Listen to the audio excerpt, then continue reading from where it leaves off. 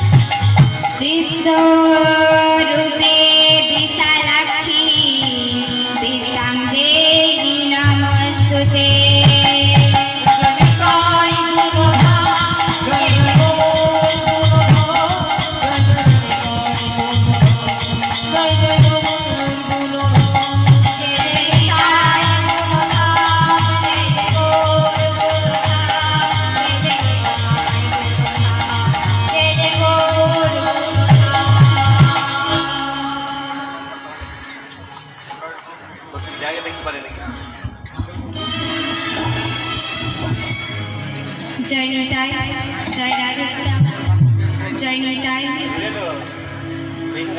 সমবেত পরম বৈষ্ণব মণ্ডলী, হরিনাম অনুরাগী, সুরসী ভক্তবৃন্দ অনুরাগী ও আমার আদ্যা শক্তি স্বরূপিণী শ্রীমতী রামসা সাত্তা আমার সকল মাতৃবর্গ, জানি না কোন জন্মে কতখানি সুকৃতির ফলে আমার গুরুদেব শ্রী তপন রায় মহাশয় অসীম করুণায় আপনাদের মতো ভক্তের চরণ তলে এসে আমি কাবেরী দাস দাঁড়াবার সৌভাগ্যটুকু লাভ করেছি।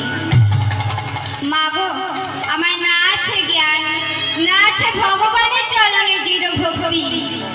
আমি ভক্তিহীনা, ভজনহীনা এবং জ্ঞানহীনা, অধম কীর্তনিয়া। তথাপি আজকের শ্রী শ্রী বৈষ্ণব মহা উৎসব ও কীর্তন সম্মিলন এই 19তম বর্ষের পূর্তি উপলক্ষে এই বৈষ্ণব মহা উৎসবে সমস্ত কমিটির অক্লান্ত পরিশ্রমের ফলে ও আপনাদের মতো ভক্তের চরণ তলে এসে আমি টুকু লাভ করেছি।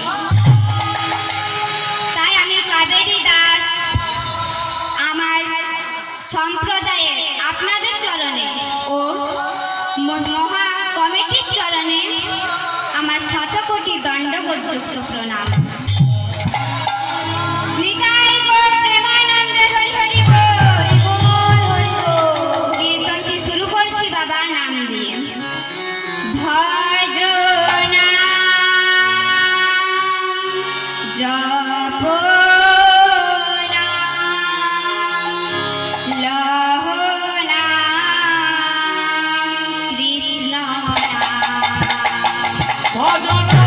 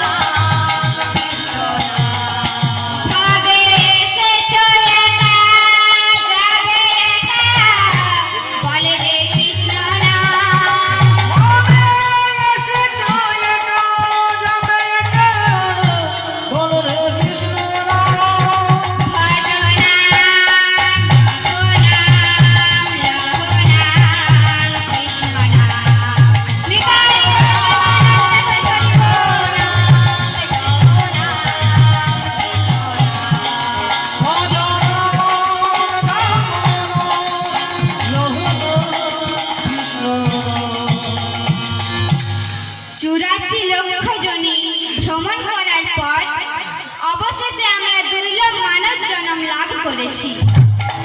যে দুর্লভ মানব জন্ম লাভ করে আমরা এই হরিবাসরে এসেছি কীর্তন গান শ্রবণ করতে। তাই মহাজন বলছেন যে 84 লক্ষ জনি ভ্রমণ করার পর সব চাইতে দুর্লভ মানব জন্মটা আমরা পেয়েছি। বাবা, যারা শাস্ত্র অধ্যয়ন করেন তাদেরকে একটি কথা স্মরণ করিয়ে দিই যে আমরা এই দুর্লভ মানব জন্মটা পাবার আগে 84 লক্ষ বার বিভিন্ন জনিতে ভ্রমণ করেছি। তা কোথায় কতবার জন্ম নিয়েছি সেই হিসেবটা একবার দেখে নিন। 20 লক্ষ বার আমাদের জন্ম হয়েছিল বিভিন্ন গাছে, 9 লক্ষ বার আমাদের জন্ম হয়েছিল মাছে। সৃষ্টি মাহাত্ম্যের কথা বাবা, কথা হলো 29 লক্ষ। 11 লক্ষ বার আমাদের জন্ম হয়েছিল বিভিন্ন পোকামাকড় ও বিভিন্ন কীট পতঙ্গ। তাহলে মা 29 প্লাস 11 কত হয়? 40 লক্ষ। 30 লক্ষ বার আমাদের জন্ম হয়েছিল বিভিন্ন পশুতে। তাহলে 40 প্লাস 30 সমান 70 লক্ষ। 10 লক্ষ বার আমাদের জন্ম হয়েছিল বিভিন্ন পাখিতে। তাহলে 70 প্লাস 10 সমান 80 লক্ষ। আর 4 লক্ষ বার আমাদের জন্ম হয়েছিল বানরে। তাহলে 80 প্লাস 4 সমান 84 লক্ষ। অবশেষে দুর্লভ মানব জন্ম। অবশেষে দুর্লভ মানব জন্ম আমরা ভগবানের কৃপায় পেলাম। এই কলিযুগের মূল মন্ত্র নাম জীবের নাম সংকীর্তন।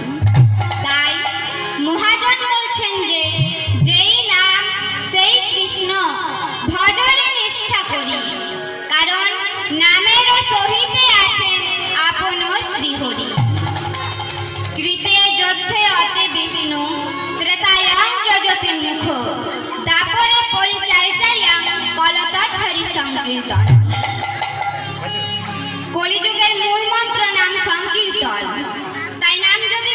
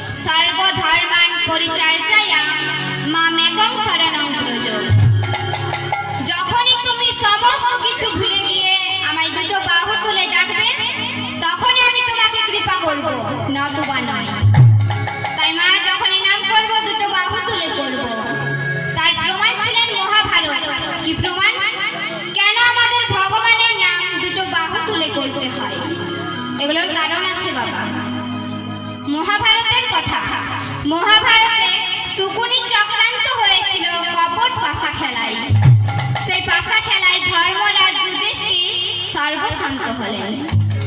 বিধির বিধান অবশেষে দ্রৌপদীকেও সেই পাশা খেলায় হেরে যেতে হলো। যেই না দ্রৌপদী সেই পাশা খেলায় হেরে গেলেন, অমনি কৌরব প্রধান দুর্যোধন ভাই দুঃশাসনকে নির্দেশ করলো। দুঃশাসন, পাণ্ডবদের বড় অহংকার, তাই তুই এক কাজ কর, তুই ওদের দ্রৌপদীর চুলের মুঠি ধরে টানতে টানতে রাজসভায় নিয়ে এসে ওর বস্ত্র হরণ করে দে। এবার যেই না দ্রৌপদীর বস্ত্র হরণ শুরু করলেন দুঃশাসন, তখন দ্রৌপদী দেখলেন যে আমি নিরুপায়, কেননা আমার পঞ্চস্বামী জগৎ বিখ্যাত, তারা আজ আমায় রক্ষা করতে পারবে না, কারণ তারা যে কর্তব্যের কারাগারে বন্দী, তারা আজ আমাকে রক্ষা করতে পারবে না। কিন্তু বাবা, যারা প্রকৃত সতী নারী হয় তাদের কিন্তু দুটো করে পতি হয়, এক হলো নিজ পতি, দুই হলো জগৎপতি। তাই দ্রৌপদী দেখলেন যে আমার নিজ পতিরা তো অসহায়, কিন্তু আমার জগৎপতি তো আছে। তাই দ্রৌপদী তখন কি করলো জানেন না? দ্রৌপদী এক হাতে তার বসনটা চেপে ধরলো যাতে বসনটা খুলে না যায়, আর এক হাত দিয়ে আমার গোবিন্দকে ডাকলো, ঠাকুর নারীর মান তুমি রক্ষা করো। তখন ভগবান শ্রীকৃষ্ণের পাশে দাঁড়িয়েছিলেন দেবশ্রী নারদ, আর নারদ তো সব জায়গায় থাকে না। তখন নারদ কৃষ্ণকে প্রশ্ন করছে, বলছেন, প্রভু তোমার নাম তো বিপদবাণী মধুসূদন, যখন কোনো ভক্ত বিপদে পড়ে তোমাকে ডাকে, হে গোবিন্দ উদ্ধার করো বলে, তাই তো ভক্তরা তোমার নাম দিয়েছে বিপদবাণী মধুসূদন। তাই তোমার ভক্ত দ্রৌপদী তোমাকে বসনের জন্য ডেকেছে, তুমি দাও, দিচ্ছ না কেন? তুমিও দাঁড়িয়ে দাঁড়িয়ে মজা করছো। কৃষ্ণ বলছে, নারদ আমার সঙ্গে থাকলেও তোমার বুদ্ধি হয়নি, লক্ষ্য করো আমার দিকে একবার, আমি তখনই বসন নিয়ে দাঁড়িয়ে আছি আমার ভক্তকে দেব বলে। কিন্তু জানো নারদ, আমি নিরুপায়, কেননা আমার ভক্ত দ্রৌপদী আমায় কেমন ভাবে ডাকছে দেখো, একটি বাহু দিয়ে ডাকছে, কেন দুটি বাহু তুলে আমার ডাকতে পারেনি?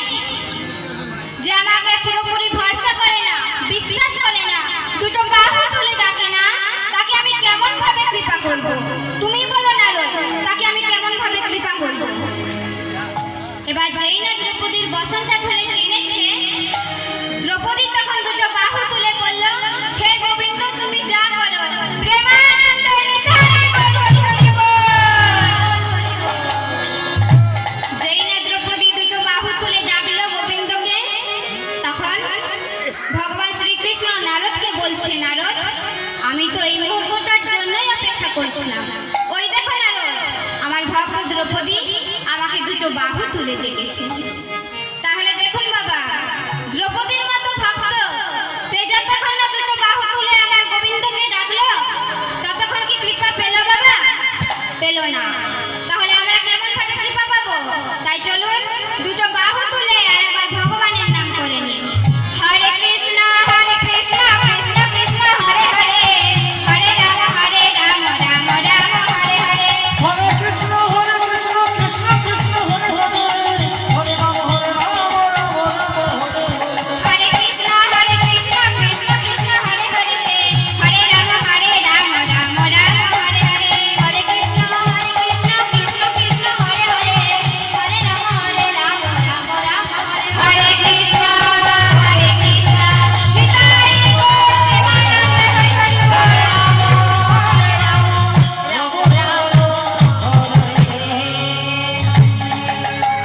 দেখুন বাবা, একটা কথা বলে নি, ভগবানের কাছে দ্রৌপদী যে বসনটা চাইছে সে কিন্তু এমনি এমনি চাইনি মা, সে কিন্তু এমনি এমনি চাই না। আর আমরা ভগবানের কাছে শুধু শুধুই চাই, কিন্তু দ্রৌপদী যে বসনটা চাইছে সে আগে কর্মটা করে রাখছে, তবে তো ফলটা চাইছে। আর আমরা ভগবানের জন্য কিছু করলামই না। আমাদের সব চাইতে বড় দোষ হলো আমরা আগে ফল চাই, তারপর কর্মটা করবো বলি। কিন্তু রামকৃষ্ণ ঠাকুরকে স্বামী বিবেকানন্দ বলেছিল, ঠাকুর তুমি আমাকে কৃপা করো। তখন রামকৃষ্ণ ঠাকুর বলেছিল, ওরে কৃপা মানে জানিস? কৃপা করে ডু অ্যান্ড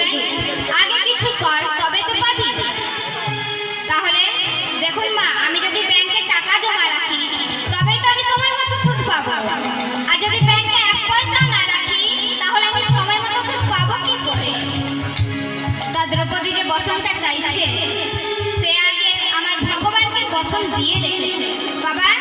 একবার নয়, দুবার আমার ভগবানকে বসন দিয়ে রেখেছে। যদি বলেন কখন কখন, তাহলে বলি বাবা। একবার দুর্বাসা মুনি খুব বড় মনি নদীতে স্নান করতে গেলেন। স্নান করতে করতে হঠাৎ তার পরনে যে কৌপিনীটা সেটা না জলের তরে ভেসে চলে গেল। তখন দুর্বাসা মুনির শরীরে কোনো বসন নেই, জলের মধ্যে দাঁড়িয়ে আছে। তখন সেখানে কে এলে জানেন না?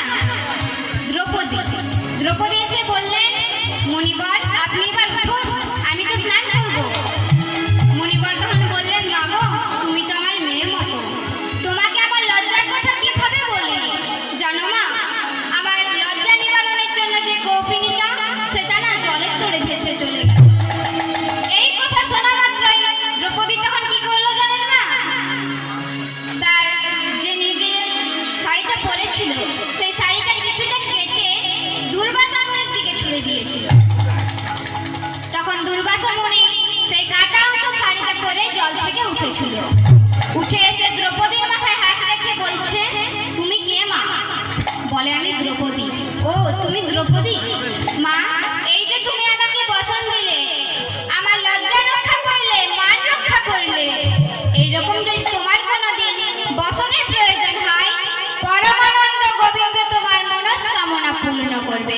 নিতাই হরি হরি বল, হরি বল। আরেকবার কখন? শিশুপালকে বধ করার জন্য ভগবান শ্রীকৃষ্ণ সুদর্শন চক্রকে ছেড়েছিল। তাড়াহুড়ো করতে করতে আমার ভগবানের আঙুল একটু কেটে নিয়েছিল। এটাই তো ভগবানের লীলা বাবা।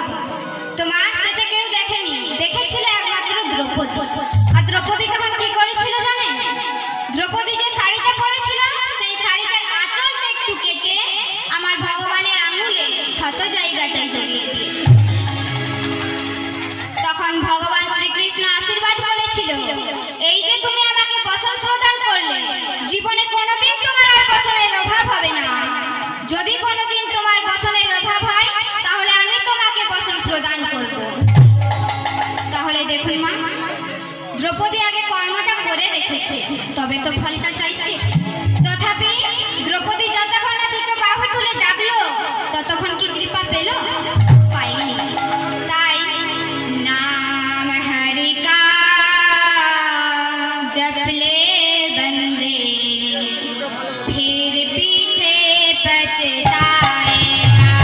नाम हरि का जप ले बंदे, फिर पीछे पछताएगा।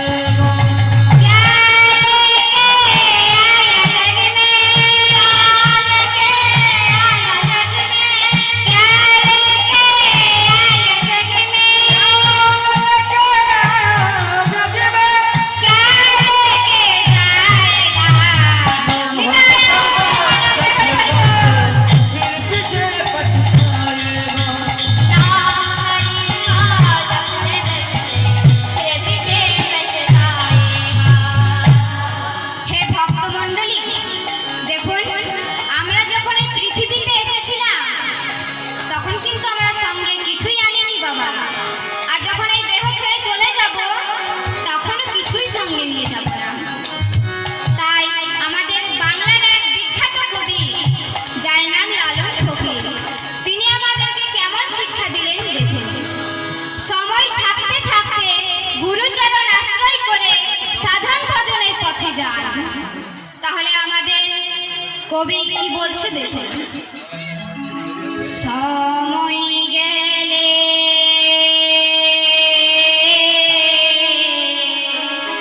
সাধন হবে না। ওরে মনে রে,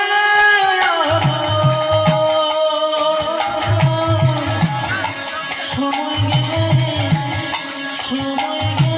সাধু হবে না। দিন থাকিতে দিনে সাধন তুমি কেন করলে না, তুমি কেন করলে না?